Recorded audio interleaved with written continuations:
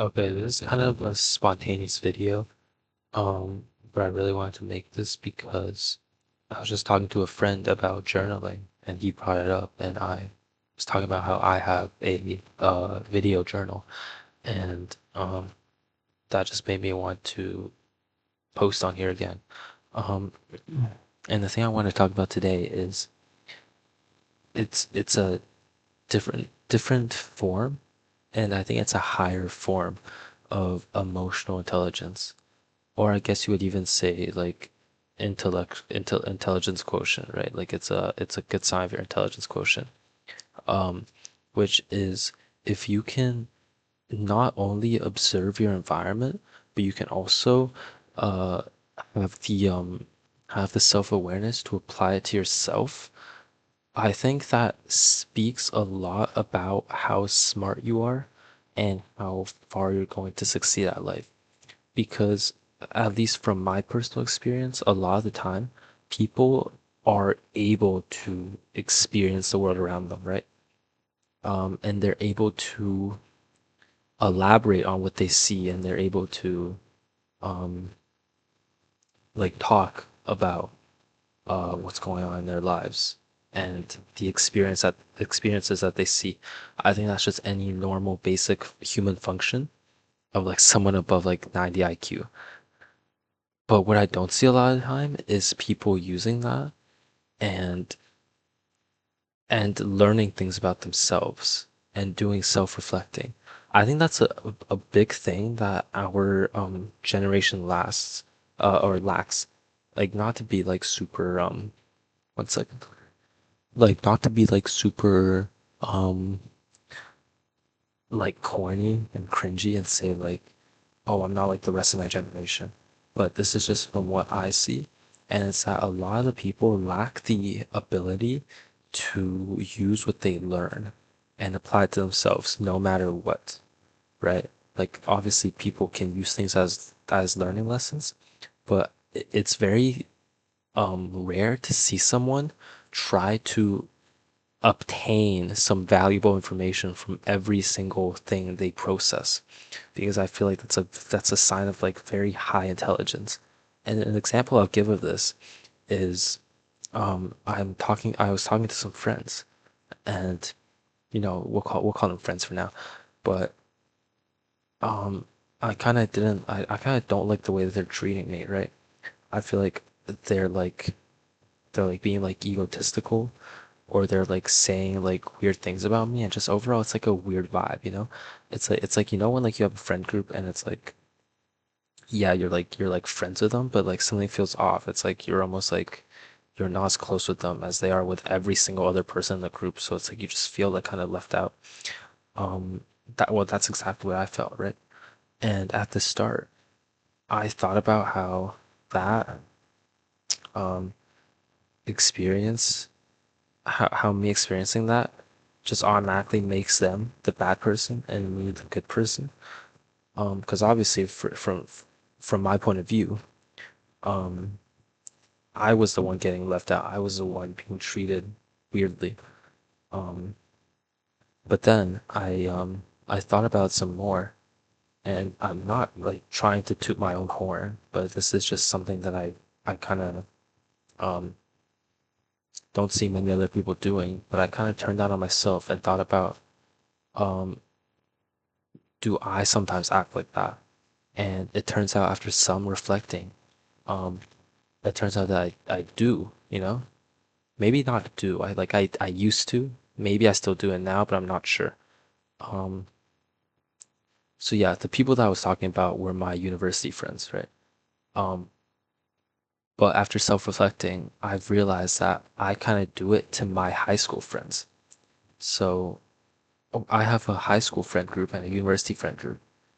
And with my high school friend group, I'm usually the one that's like demeaning, and I'm usually the one that's like calling the shots, and like determining what to do, or like one of them will determine what to do, and like I'm the one sort of being bossy, or like I'm the one like yelling profanities at my friends, and that just made me realize that like someone else may be the bad person, from your point of view, but you are also the bad person from someone else's point of view.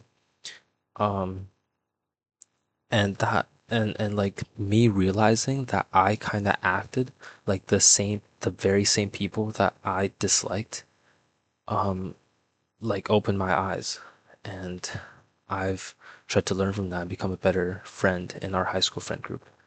And but that also made me realize how maybe my university friends have better intentions, because obviously I know that for myself, with my high school friend group, I have good intentions. I'm not trying to be antagonistic. I'm not trying to purposefully be mean or bully someone. That's just maybe how I come off, or that's how our friend group has been shaped. And it's like that's made me realize how maybe that's the case with my university friend. Only with my university friend group, only the difference is that I'm on the receiving end, and someone else is acting like me in my high school friend group. So yeah, I don't see a lot of people doing that type of self-reflecting, and also like trying to gain a lesson from every single thing you encounter. Because there's another situation with another friend, and he is like very egotistical. Now I regard myself as egotistical as well, but not as much, like not nearly as much as him. Um, and we were like having a debate today, and it was about like what's the like best sport, and he said like fighting, because that's like the most primal, the oldest sport, the most pure form of sport. And I said, like, just because something's the oldest or the most basic or the most pure form doesn't mean it's the best. um so I mean, if I had the chance, I would have argued for the best sport being like soccer or football or basketball, because that's just something that I feel like um I don't know, I like it more. I think it's like relatively same skill level, because obviously boxing there or MMA there's more risk, but it's like the skill is like comparable. Anyways, that's not the main point. But after we had to cut it short because he had to go somewhere. But after it, I was reflecting on the debate and everything that he brought up and everything that I brought up. And instead of being closed and only thinking about my arguments, I was trying to think about his. And I was trying to see his point of view. And I think um that's a big gap in our current society. It's that we aren't trying to see each other's point of views. We're only trying to tear down other people's views to make us look right. And that's why there's political parties. That's why there's wars. That's why there's um, misunderstandings happening.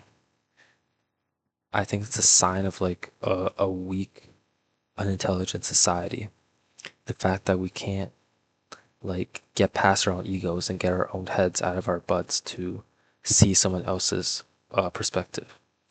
Um, So yeah, I thought about it, and I thought he had some decent points, and also reflected on my points, and I thought about how maybe I could word my phrase word my sentences better next time, and I tried to gain a lesson from that.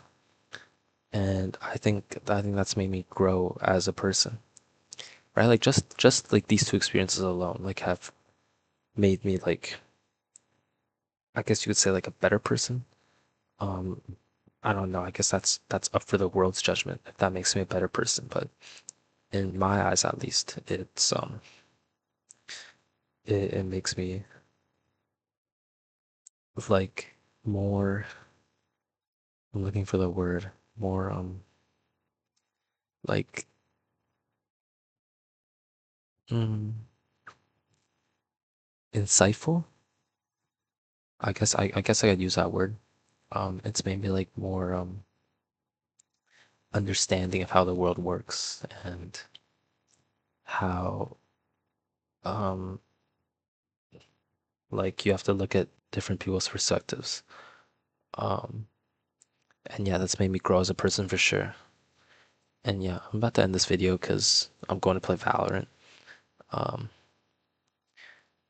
But yeah, main lessons learned are that it takes a lot of intelligence to see someone else's argument and to view and to put yourself in other people's shoes and to take away lessons from that and not be so egotistical and caught up in your own like imagination web to not be able to see the real world. Um, at least the real world as far as the two parties concerns knows it. Um, and yeah, I guess that's pretty much it. All right.